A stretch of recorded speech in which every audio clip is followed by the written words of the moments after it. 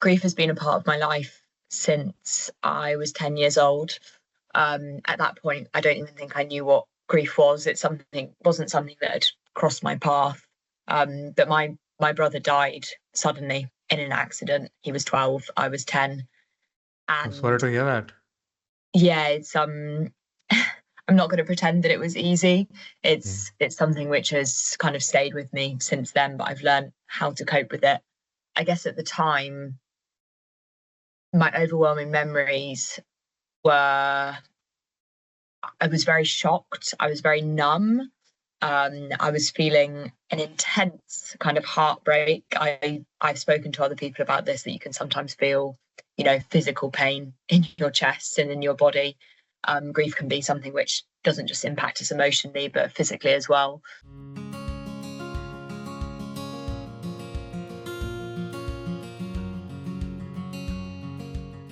Hello and welcome to another episode of Unfiltered by Empowered, the podcast where we explore the real stories, bold ideas, and unspoken truths shaping the future of education. I'm your host Anshulla, and today's episode is one that is both deeply personal and widely relevant. We are joined by Anna, the founder of Student Grief Network and executive head of grief programs at Kaplan International. Anna brings a powerful perspective shaped by her own experiences of personal loss during university and the transformative work she now leads to support grieving students and staff across the higher education sector. From isolation and identity struggles students face while grieving to systematic changes needed to create grief aware institutions. So today's conversation is about honesty, empathy, and reimagining how we care for one another in times of loss. Anna, we are so honored to have you with us today. Thank you. Yeah, it's lovely to be here. And to get started and to begin, could you tell a little bit about yourself, your background, particularly your university journey, and how particularly grief became a part of that experience? Yeah, sure. I think it's always good to dive right in. So, grief has been a part of my life since I was 10 years old. At that point, I don't even think I knew what grief was. Wasn't something that had crossed my path.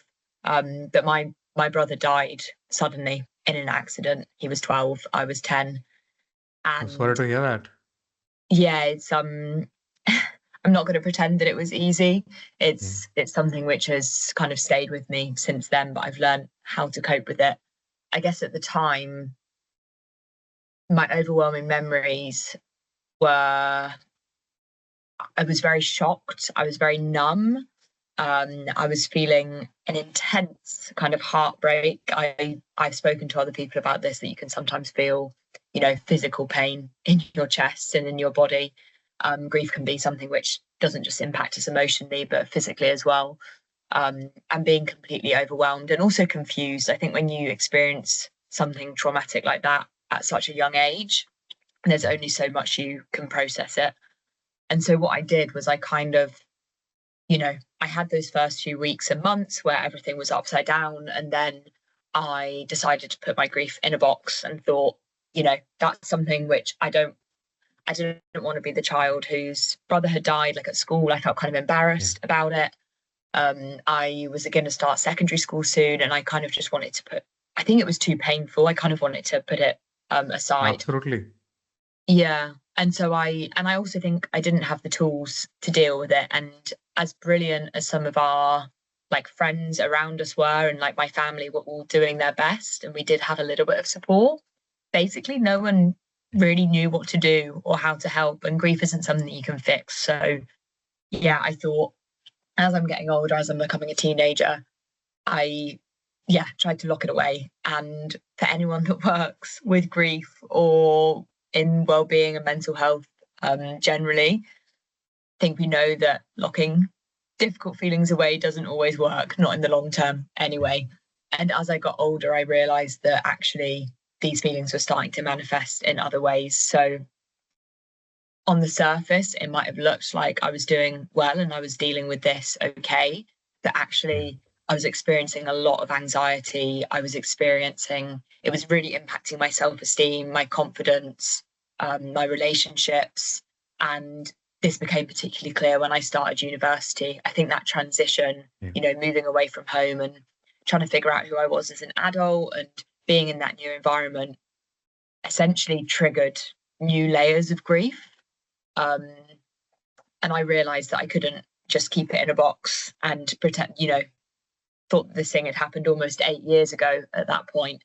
But actually it was still having a massive impact in my life. And I think that's one of the biggest misconceptions of grief, is that, it's the first few weeks and months that are really significant, and then it slowly with time gets better. But actually it's something, if it's a really significant experience of grief, and obviously we can lose different people. For me, my brother, was a core part of my family, and it completely changed the way that I related, not just to myself. It wasn't just that I was missing my brother, but it was that, my relationships with my parents changed, my relationships with my other siblings changed, my sense of what it meant to be a child changed. There is so many kind of ripple impacts. And that's not something that disappears with weeks and months. And it can take years to process. That doesn't mean you're going to be in the depths of your grief for years and years necessarily, but it definitely, that saying grief comes in waves can sometimes sound a bit like a cliche, but I think it is totally true. And so, I started university, was kind of hit by a massive wave of grief, realised that I needed to do something about it. And so I started finally seeing a counsellor, which was really helpful in a lot of ways. I also started reading lots of books about grief, listening to podcasts. I became a little bit obsessed. And through all of that, I started to kind of understand and untangle my experience and realise that actually what I was going through was kind of normal, and that I wasn't alone in that. But I also felt that there was more that could be done. Like, it was quite lonely just researching this on my own, and I wanted to connect with others. And when I'd reached out for support at the university, I had some really well-meaning tutors. They wanted the best for me, but basically they didn't really know what to say or what to do. Yeah. I was sent to my GP quite a few times, and I was like, this doesn't feel like a medical thing, Yeah. And then the GP was kind of like, well, we've got antidepressants, or, I don't really know what else to suggest. And that just didn't feel helpful at all.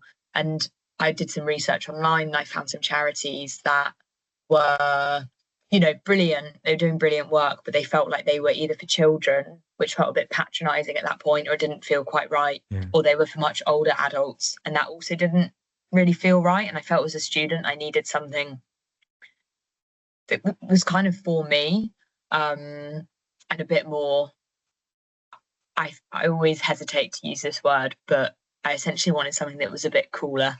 Like, at that point, I already felt quite a lot of shame and embarrassment about being the student who was going through grief. And so I wanted something that I could like proudly be part of, rather than feeling like I had to sneak off and kind of call a charity in the corner and hope that no one knew that I was doing that. So in all this searching, couldn't really find what I needed. And so I decided to start my own groups. And this just started very casually. I came across this group of students that had started kind of building a little bit of a network of bereaved students. And they were all really important in kind of helping me start this work.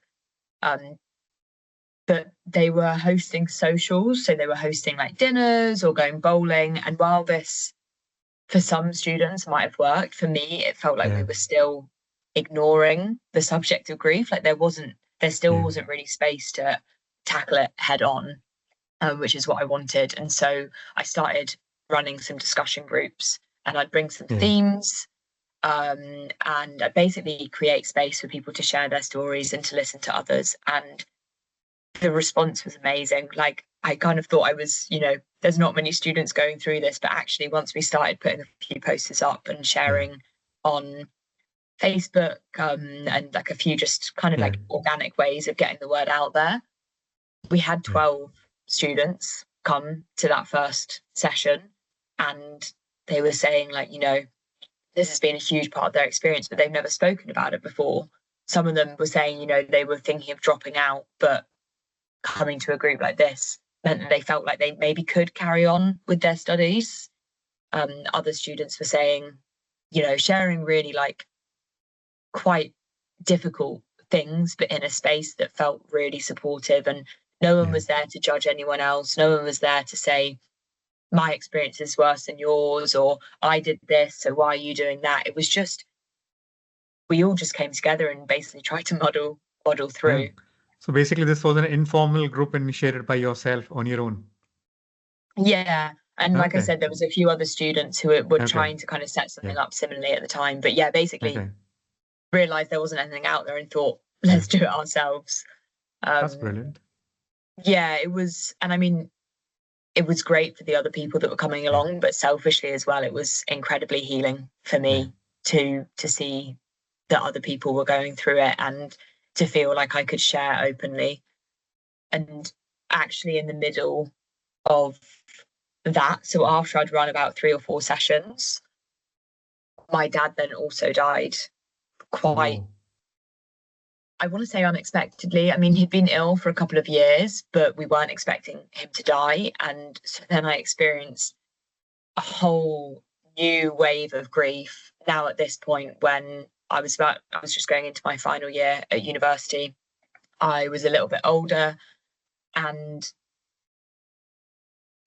it felt really different from when my brother had died. And I think this was partly because I had that network around me, because I understood a little bit more what grief was. I was much more willing to feel my feelings at that point. It was still incredibly difficult. Like, I'm not going to pretend that it was easy, or, I don't want to put too many silver linings on it, because it was still pretty crap, if I'm allowed to use that word.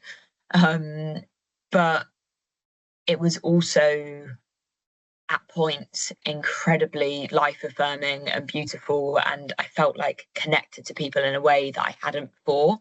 And I would never expect anyone who experiences loss to feel this, because like, if you had told my 10-year-old self that when my brother had died and said, look, try and find a silver lining, or grief can be beautiful, I would have said, no, it's not. Like, I would have felt that so frustrating and alienating. So I would never force that side on people, but it is what I experienced. It was a really powerful experience. And there were moments when it just felt completely debilitating and awful, and I wish that it hadn't happened as well. So it wasn't, it had so many layers to it, but it really just affirmed that need for better support for university students.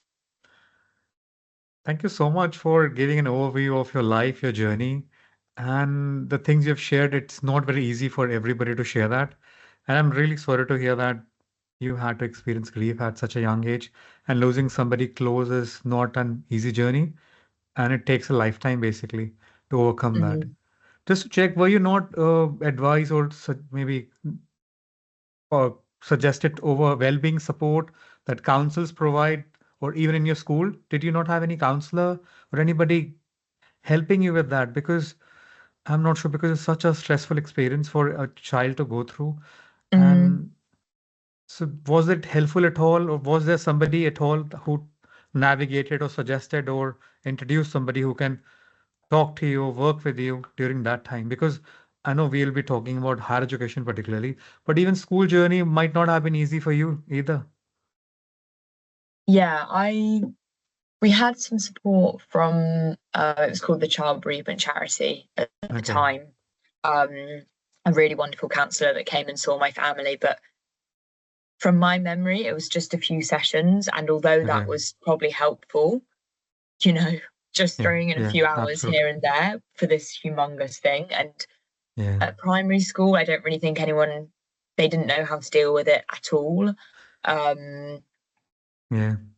Which is no one's fault. Like, I'm sure all the teachers wanted to do the best they could, but they also had a full-time job looking after this class. And I think as well, maybe as a child, maybe it was more helpful just to kind of get on with it and to kind of have that sense of normality. I remember at school that I got given a card that said I can leave class whenever I want. But then that was quite difficult, because people would then ask, why do you have this card? I did leave class once or twice. And then I started seeing a counsellor privately, because I couldn't find like more free stuff, and there was a waiting list to get on the counselling at university. Yeah. I'm sure I could have waited for that and it might have been helpful, but I also, I don't know, I felt kind of resistant to joining the counselling service for some reason. I think at the time, and I know the university that I was with are doing loads of work now, which is amazing to see, but at the time it didn't really feel like grief was acknowledged as one of the things that you could go for support with. And I know the services are completely overrun as well. So there was a wellbeing lead in my department, and I remember that I had a 10-minute appointment with her, and I got there and she was running like 40 minutes late, so I had to sit outside this room for 40 minutes, which 40 minutes might not sound that long, but when you're in the depths of like, add to your wondering stress whether or not you basically. can carry on, it was pretty tough. And I think the support that students get is so varied. Like, I've had students that have come to our groups and they've said that things were difficult, but they managed to find like a tutor who was really supportive, or they got referred to counselling and their counsellor was amazing. And then I've had students that have said that, the response from the university has been incredibly bleak. They've basically either been ignored or they've had a response which sounds really robotic, and they basically just said, you need to apply for this form and send in, and no kind of compassion or acknowledgement of what that student's going through. So I think it's pretty varied depending on what university someone's at, what tutor they choose to speak to. It might be a bit of a luck of the draw. Some tutors might be brilliant in dealing with it and some not so much. Yeah, absolutely. I think adequate support should be there, that students shouldn't have to wait, and because that add to stress multifolds, in fact. And I'm just wanting to ask you, why do you think that grief is still so invisible in the university conversation? Because I have done like undergraduate degree and 3 masters in the past. I have never come across anybody mentioning about grief at my university experience. So I just wonder, why do you think it's just still so invisible and not many people even are aware of that? I think firstly it's a wider cultural issue. Like, I can't speak for all cultures, and I think everyone across the world has different ways of understanding death and how we deal with grief. But in the UK anyway, I think there is still quite a lot of stigma around talking about it, mainly because people don't want to say the wrong thing. Like, they're scared of the conversation, and in not wanting to make it worse, they don't say anything at all, which actually makes it worse normally. Absolutely. And I think within universities, I think there's a misconception that, this doesn't affect that many people, when actually, I mean, the research is really not that conclusive because there hasn't been loads of research into it. But one child in every classroom will have experienced the loss of a parent or a sibling. And around 10% of university students will have experienced a significant loss by the time they finish university. 10%, that's, on a course of 400 people, that's 40 students. That's no small number. So I think there's a misconception that this doesn't really affect people, when actually it does.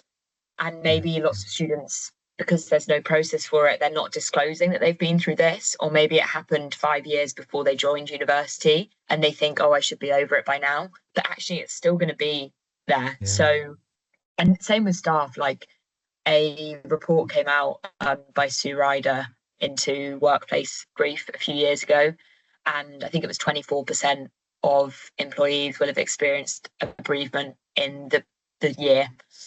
So that's almost a quarter of employees. So it will be affecting staff as well. So I don't really think it's a valid argument to say that this doesn't really affect many people. Some people say when they hear about my work, it's so niche. And I think, I don't know how niche this is. Grief is something that's going to impact us all at some point. So I think there's a lot more that can be done. And a huge part of my work is trying to improve visibility of these challenges. And I think normalizing it and just improving awareness is a huge step along the way in terms of supporting people. Absolutely. And I think what I've even heard from people is that time heals everything, as you were saying earlier in a previous conversation.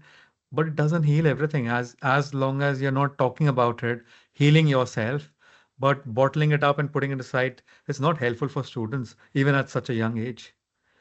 Yeah, absolutely. I think And that's I think time can soften things. It can yeah, help us get some but distance and perspective, but it doesn't fix things. And yeah, actually, yeah, sometimes we need to put it in a box because it's the only yeah, way we can do it, and we might not have the tools or the support around us to yeah, deal with it. But ultimately, we do need to look at it if we're going to really yeah, move forward and not let it yeah. I think dictate our lives.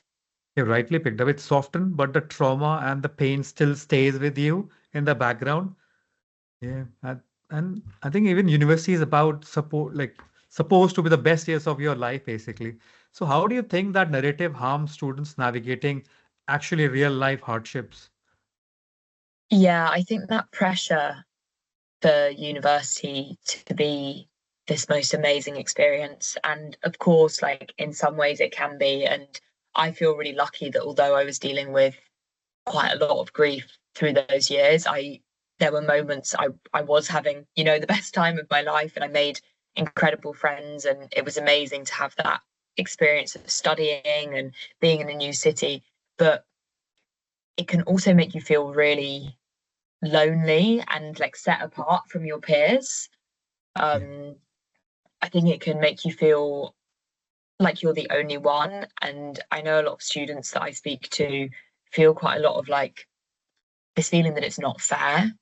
And in some ways it's not fair that they're going through that, but it's also not that helpful a narrative to think that everyone else is having the best time, because whether they've experienced, some sort of loss, or maybe, you know, they might have health challenges, they might be experiencing financial hardship, they might be, have relationship problems. There are all sorts of things that can mean that university isn't the best time of our lives. And I think the things that people associate with university life, like, going out loads, being super sociable, there's a lot of exposure to alcohol and drugs for a yeah, lot of students.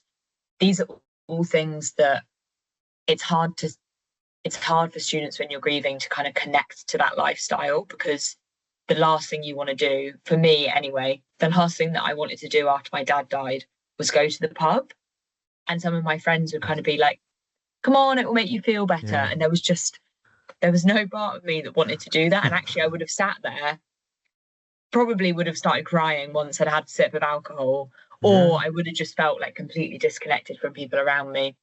But then for others, I do think that, it can be a distraction, and actually it yeah, helps them feel more normal, and it's an outlet for them. So yeah, there's no right or wrong way of looking at it. But I do think there's lots of students that are struggling, and the more that we can open up these conversations, yeah, the more that people will be able to share. And actually, I think a lot of students feel like they will be a burden if they start sharing with their friends. If they say, yeah, I'm having a really difficult time, they open up about their grief.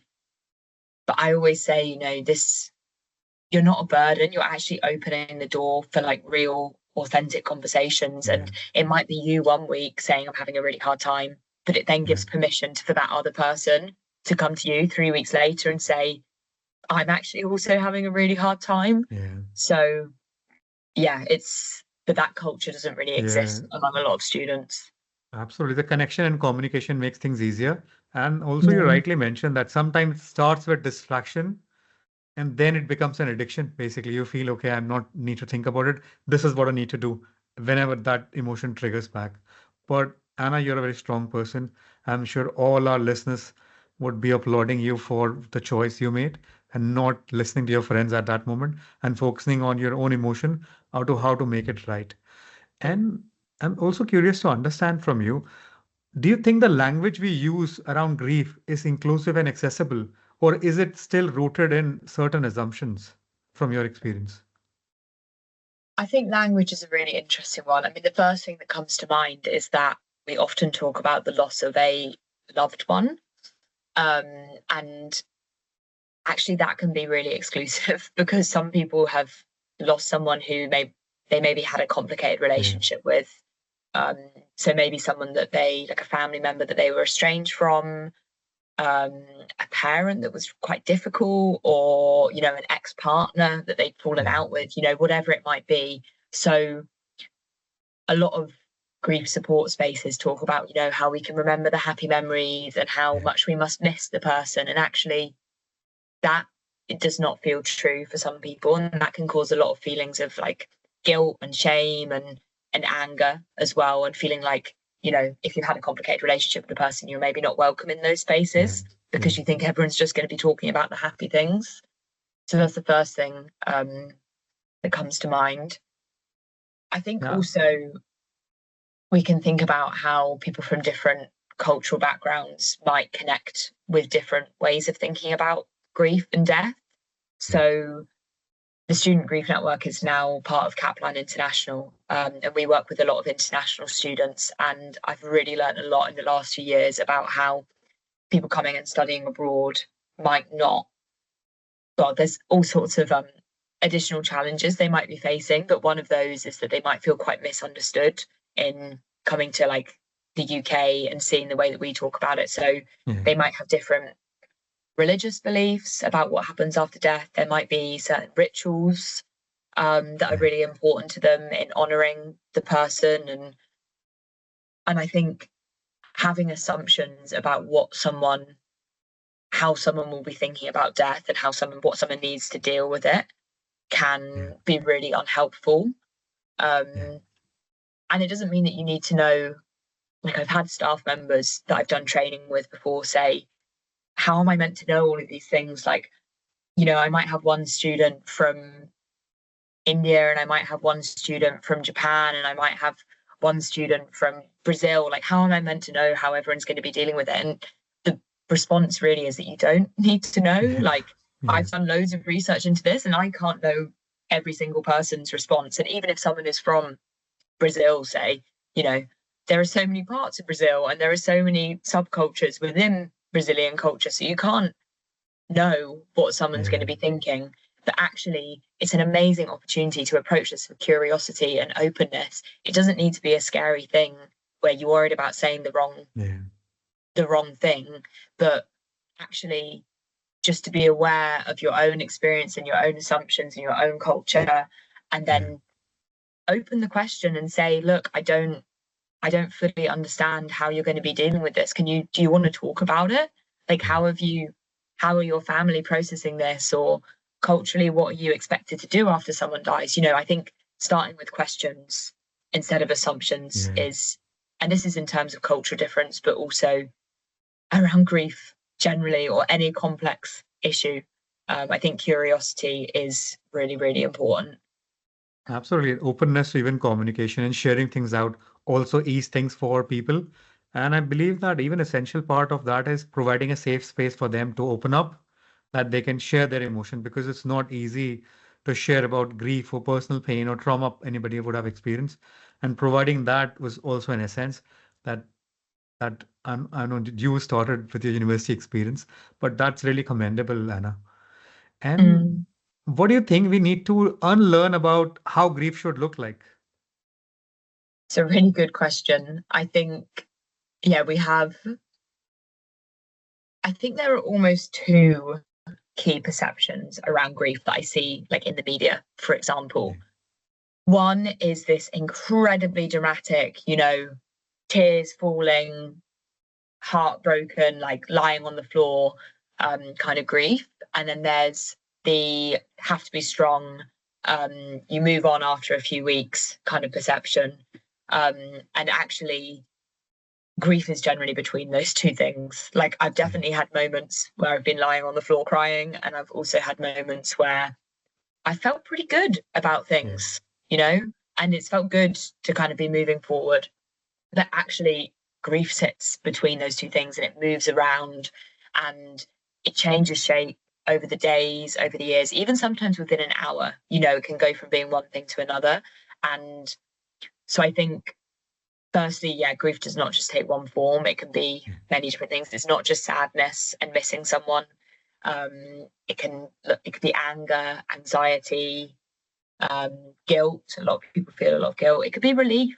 for some people. You might experience, someone might have been ill for a very long time, and there might be sadness in them not being here anymore, but there might also be, it might freed you up. I think also we touched on this briefly, but that grief doesn't end after a few months or a year, that it can be a lifelong journey for people. And how do you think that, do you think there is a disconnect between how universities actually define student support and what students actually need during the time of loss? Because I know you mentioned briefly that in your time of need, there was not actual support. You were referred to different places, even including your GP. But even university might not have had clearly like defined what kind of support they provide. Even student career support might provide you career support, but they might not have a therapist sitting there. But do you think there's a disconnect between how universities define that and how it should be that is expected from students? Yeah, I want to start by saying that it's a really tricky issue, and I don't want to just sit here and bash universities for not doing well enough. Absolutely. But in general, I'm asking any of your opinion, observation. It's we are not picking up on universities in general, but anything universities could do differently that they can make a difference between establishing that student support maybe includes this or have a separate service established. So it's just your opinion or just your impression of it. Yeah, of course. So grief isn't something that we can fix or stop from happening, but we can create an environment where students and staff, my work has come to encompass, staff support as well, where they can be supported through the challenges. It's not going to disappear. And in doing that, we need to look at multiple different things. We can't just look at offering a counselling service, although that might be helpful for some people. We need to look at it from different angles. And this autumn, I'm launching a new framework, which will basically show universities the different things that can be considered to improve support. And it's split into 5 themes. The first of these themes is policy. So how can we create more compassionate policies? So this might include, policies around taking time off, about having extensions on deadlines, getting support with exams, these sorts of things. How can we make sure that we're, being inclusive to lots of types of bereavement and loss, and really understanding the ways that grief might impact someone and the extra support they might need? The second theme is training and education. So how can we make sure that people are better equipped when someone comes to them and says, this has happened? How do we know how to respond? And this isn't about making everyone an expert in grief. It's not going to happen, not overnight anyway, but actually just equipping people with those basic skills and understandings.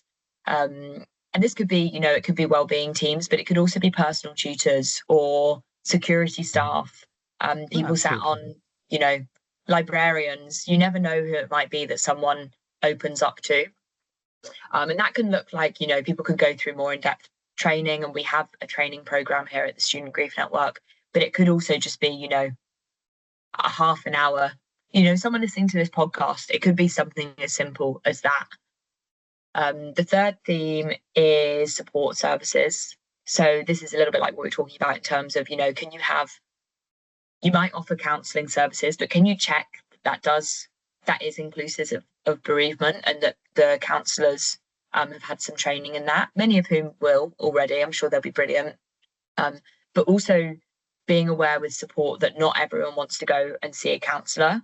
Yeah. Some people want peer support. Some people might want more creative interventions. Some people might just want to watch videos online or read a blog. They might be a bit scared of actually going to a group and engaging in something. So that can be a really good first step to support. So offering multiple levels, I think, is really important.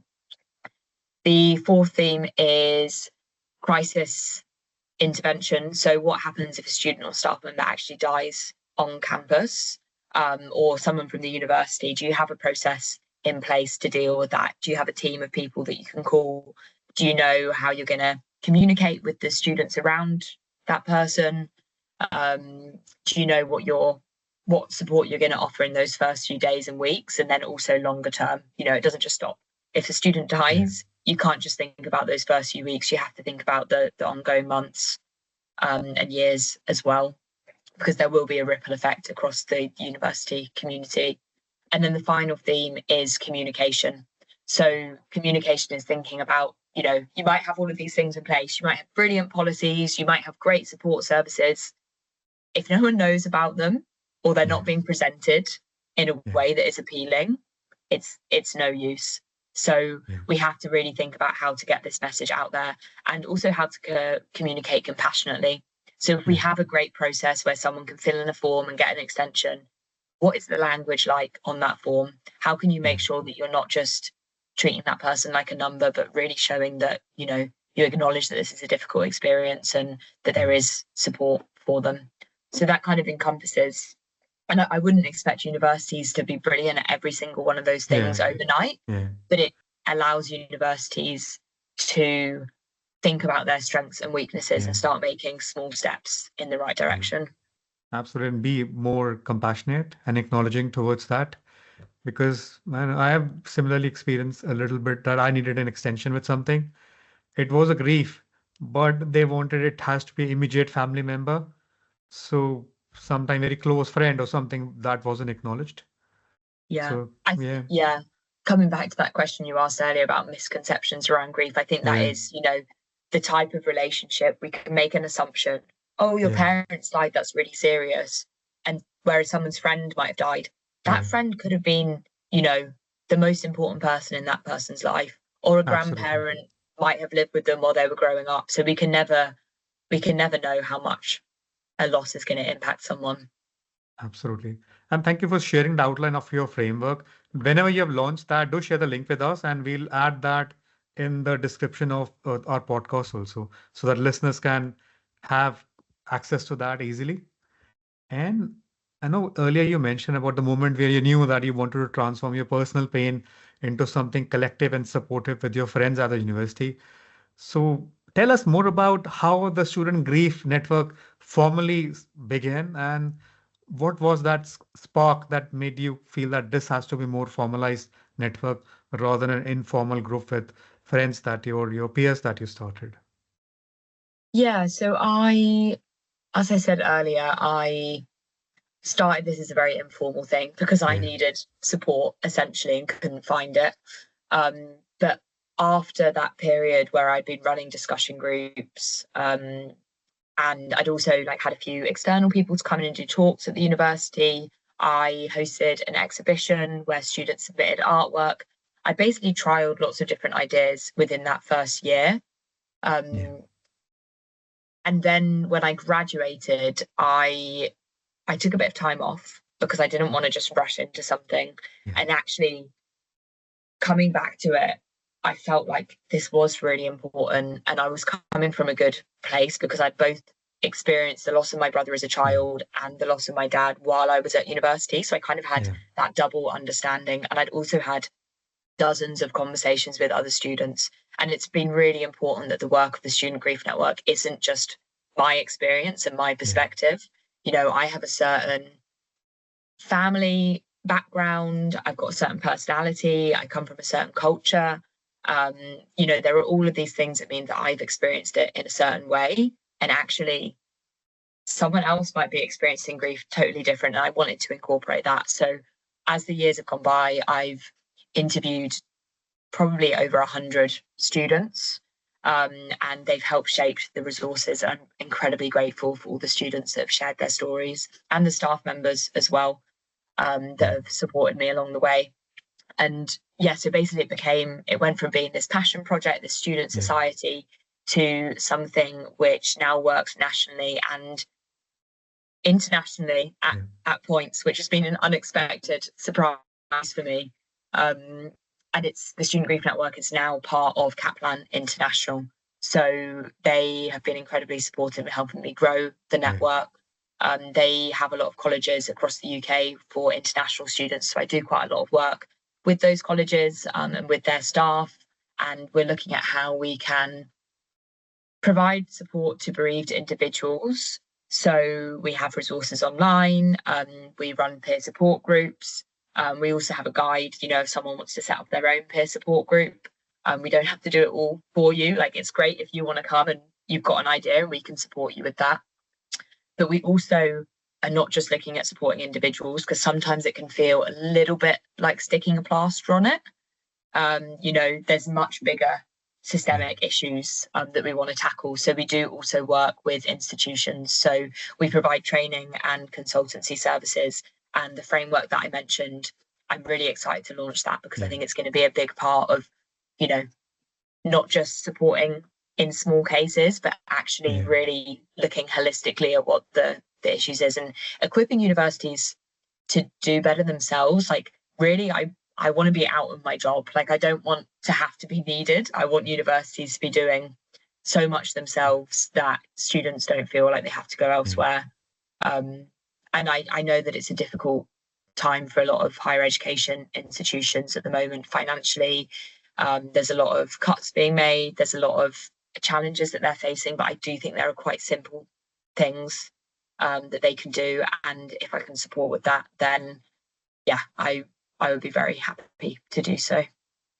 That's brilliant. Thank you so much for even mentioning the Spark moment and how it evolved and now as a part of Kaplan International. So what's one insight from working with so many students in your work experience in grief that has stayed with you? I think what I have learned through the years from both my own experience and all the conversations with students and staff is that we have to find a balance between acknowledging the pain of loss and actually looking at our grief and feeling our grief and being in that really difficult experience, and also allowing ourselves to be distracted, find joy, connect to new things. We have to be able to do both of those. And a lot of people will tend to be in more one or the other. So some people, we might realize, are quite stuck in their grief. And, it's all grief. It's, even as years go by. And so for those students or staff, we might want to encourage, a little bit more of the lightness, not ignoring the grief, but just, finding little moments of connection. And then for those that are, they've never looked at their grief, they're very good at moving forwards, they're very good at going out and doing new things, and it might look on the surface like things are great. Actually, for them, we probably want to encourage a little bit of the grieving, because we do have to process that in order. Otherwise, long term, we'll probably find that we face challenges. So I do think there's a real balance, and I see that in everyone that I work with. And it's not easy to find. I'm still learning day by day, and it will change form as time goes on. But I think that's probably one of the key things I've learned over the years. Thank you so much for sharing that insight. And when we talk about grief, we often talk about student well-being, but grief touches staff members too. So have you had any conversation with staff about their own grief? And why do you think it's important to include staff in these conversations particularly? Yeah, absolutely. I'm really glad that you've brought that up. So many staff members will be experiencing their own grief when they're supporting students, and grief can impact, as an employee, you might find that you need time out. It might be really hard to engage with your work. Grief can impact our ability to concentrate. We might have too much going on emotionally to be able to, sit down at our laptop and do our day-to-day job. That can feel completely impossible. So staff 100% need support. And I think it's really important to look at staff and students as this whole ecosystem. We can't just expect staff to support students. There has to be some give and take, and there has to be the support in place. It's a saying that is used again and again, but I think that's because it's true. You can only give from a full cup. If you are completely worn down and you're not getting any support yourself as a staff member, of course you're not going to be able to support students as best you can. So I think it's really important that universities consider that as well when they look at their approach towards bereavement. And honestly, you've picked up on a very right point. In fact, I have experienced myself. I've worked at 8 different higher education institutions, and as a common theme, I've actually myself come across that the student support particularly established, identified, but there's no proper support for staff members. And if staff are not feeling supported or their well-being is not protected or even, I don't know, cared for, then it's difficult for that staff member to be supporting the students thereafter. Yeah, And absolutely. and what, in your opinion, what, or if your insight and experience, what would a culture of care for staff look like in higher education? So I think it could look many different ways. I think there needs to be this understanding of what grief is and how it can impact someone. You know, it's not just something that someone needs a few days off, they go to the funeral, Yeah, and they're fine. So there's that awareness piece. And that has to start with leaders as well. You yeah, know, that has to start with senior management.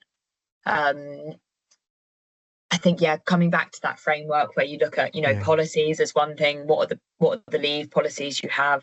How can you support staff practically? I think maybe having, you know, we've talked about having peer support and counselling services and that sort of stuff for students. Do staff also need that? Like, can you think about setting up maybe a staff bereavement group? And there will yeah, probably be someone among your team that would love to do that. You know, they'll be really driven and actually it'll be really empowering. And at times it might feel like work, but actually the impact that it can have on those staff members. I mean, it's something that we support with as well. If you want to yeah, set up a group within your institution, whether that's for students or for staff, we have a guide and we're more than happy to have a conversation about that. So yeah, I think it's yeah, almost taking that similar approach as you do to students and applying yeah, it to staff as well. And I think it comes back to that word that we used earlier of curiosity and yeah, openness. You don't have to have all the answers, but you can start asking questions and you can actually, you know, instead of coming up with this amazing strategy and saying, right, we're going to implement this, yeah, if you haven't spoken to anyone, if you haven't asked, or if you know, if it's so rigid that there's no flexibility, then it probably won't work. Um, yeah. yeah, and I think with And all of these things, whether it's support for students or support for staff, it might feel like an investment in time and money and yeah, work, but actually it's going to come back in your favor because people that feel better supported and people that are more well will feel more belonging to your yeah. institution. They're more likely to, you know, they're going to be more able to work. They're going to have better connections with their colleagues. There's all of these things. So I really do think it is worth it. Yeah, absolutely. Thank you so much for mentioning that. And for all our listeners, we'll also include details or contact details for getting in touch with Kaplan International. If you want to collaborate, know more about what they do and what services they provide for your institution, we'll provide all that information in the description of this episode of this podcast. And Anna, we have talked a lot about your previous work and how it started. I just want to know that do you feel like grief rewrites your story or adds chapter you never thought you would have? So, sorry, do you mind rephrasing the question? I'm just wanting to ask you that I know grief has been an important part of that you experienced. So do you think grief is something that what you experience adds a valuable chapter for your life and defines what you have become as a person or as an individual that you never thought you would experience or you would become this basically? Yeah, I absolutely think that my experiences of grief, although they've been difficult, have really helped me appreciate the value of life and of my relationships. And I mean, in the first instance, when my brother died, it actually Yeah, really cut me off from understanding who I was. And I felt really lonely and I felt really stuck. And so then I wouldn't have been able to say that grief had added value to my life. I would have said yeah, it's taken away value. But yeah, as time has gone on and I've really looked at it, I've been able to use it almost as a catalyst. Like it's kind of like blown the doors. yeah, This might sound dramatic, but I'm going to say it anyway. Blown the doors of my heart open, and it's made yeah, me look at the world in a complete different way. And I don't wish that it had happened because I wish that my yeah, brother was still here. I wish that my dad was still absolutely. here, but I can't change that. Yeah, And I feel really proud of who I've become. And I know that's not always easy for people, and we can't expect people to kind of like grow and change through grief in a positive way. Because for some of us, it's just really hard. But for yeah, me, I feel really grateful that I've had the support and I've had the motivation to kind of look at my grief and allow it to be transformative as well as difficult. And I must say and acknowledge that not everybody has got that level of motivation, inspiration, and channel to use and basically use their pain or experiences to channel to what you have done so far. And I would like to applaud you for that particularly. Yeah. And I mean, if you're listening to this and you're thinking, oh my God, I've never done anything like that, that's also completely okay. I'm a ridiculously it's probably part of a bit of a problem, a high achiever, and I'm always trying to start new projects and stuff. And maybe that's something I also need to look at. Maybe that's my way of running away from the pain. So it's okay if you're just sat there thinking you want to get through the next day. That's also fine. Yeah, you should do everything that works for you and anything. Even if you're not doing anything, taking some time off, that's absolutely fine. Whatever works to make you feel better, as Anna suggested, you all should be doing that. And Anna, if you could speak to your 20 years old self going through university grief, what would you say to yourself? I think I'd say take every day as it comes. It's going to shift and change, and some days you'll feel okay, and some days you'll feel really, really rubbish, but it does get better. Allow yourself to feel all those complex emotions. Allow yourself to cry, allow yourself to feel angry, allow yourself to feel joy in those moments that you have like light relief. You don't have to feel guilty about that. And just, be really kind on yourself, because there's no perfect way of doing this. It's going to be messy, and that's okay. Thank you so much. And even for if you have if any university leader or leadership team is listening to this podcast, what's one thing they could do tomorrow to make a difference? And you would like to suggest that? Yeah. I would say start off with one conversation. So do you have a colleague that you think might be willing to engage, and just say, what are we currently doing? You don't have to make a massive plan, but just become aware of like what currently exists. If there was a bereaved student or a bereaved staff member, where could they currently go? Is that clear? Start there. And from that, I think the conversation around what your next steps are and the gaps that you need to fill will become apparent. But don't try and make a million changes overnight, just small steps. And also check in with yourself, because this might also be a personal thing for you. So make sure that if you're going to do this work, which I hope you will, make sure that you're also being supported through that. Thank you so much for the suggestion, Anna. And I hope university leaders, whoever is listening, could get that advice or suggestion implemented or worked upon, or at least considered. And we are nearly towards the end of our podcast. Anna, if you had unlimited resources, what would you love to see implemented at a national or global level to support students and staff through grief?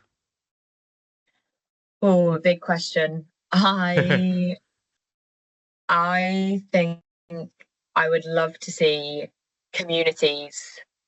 I do quite a lot of work online, but I would love to see in-person communities popping up all over the country, all over the world, for bereaved students, for bereaved staff, in different communities that are led by people with real experiences. It's coming from the ground up, with support, so that no one feels alone in their journey. We don't have to have experts. We can do training, and all those things are great, but really it's about community and connection, I think. And for the Student Grief Network to be known in all universities, even if you never need it, to know that it's there, or if your friend maybe needs it, to know that it's there. So that would be brilliant. Maybe one day. Yeah, as a follow-up, I would like to ask you, what do you hope students feel when they find about Student Grief Network seen or understood, particularly? My hope is that people are able to see that the Student Grief Network is both for bereaved students, but it's also for universities. So regardless of what your position is, there's a way that we might be able to support you. So take a look at our website. Just have a little wander around, look at the resources, understand grief, open your mind, open your heart, just be willing to kind of engage in that difficult conversation. I know it's hard. I know it's really new for a lot of people. Whether you've experienced loss yourself, or if you're trying to do better within your university, and also reach out if you want to, because I think starting a conversation is always a good place rather than just looking at something online. Yeah, thank you, Anna. And this is the new segment that we have introduced towards the end of our podcast. If in case entire world was listening to this podcast, what one message you would like to share from not just about grief, but your particularly experience, learning, and overall journey that you would like to everybody to hear and know about?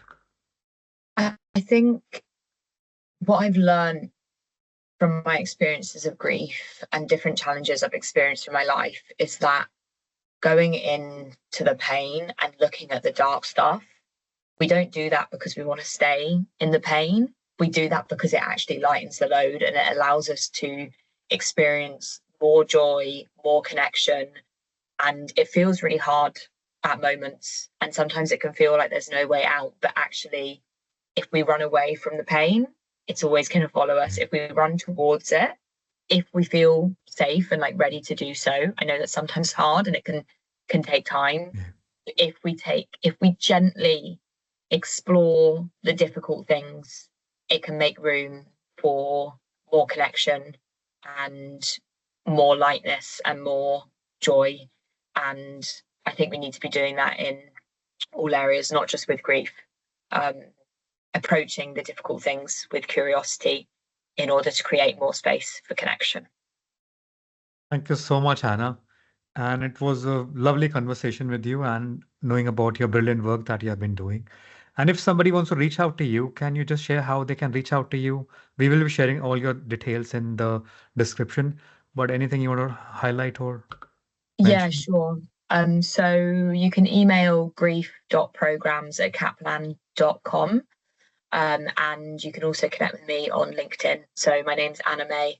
If you type in Anna May and Student Grief Network, I will hopefully come up. But yeah, we can share details in the link as well. Yeah, perfect. Thank you so much. And that brings us to the close of today's episode of Unfiltered by Empowered. A heartfelt thank you, Anna, and for sharing such moving reflections and for the incredible work that you have been doing through the Student Grief Network. And conversation like these, I feel, remind us that grief is not just a disruption to student experience. It's a part of human experience, as you have also mentioned in the conversation you're having. And we need to make space for those things in a classroom, our policies, and also everyday conversation. And if this episode resonate with you or you would like to explore resources to get involved with the Student Grief Network, please check the episode description for links and more information. And to all our listeners, thank you for joining us and let's keep working towards being kinder, more compassionate towards learning environments. And until next time, stay curious, stay empowered, and stay human. And thank you for listening.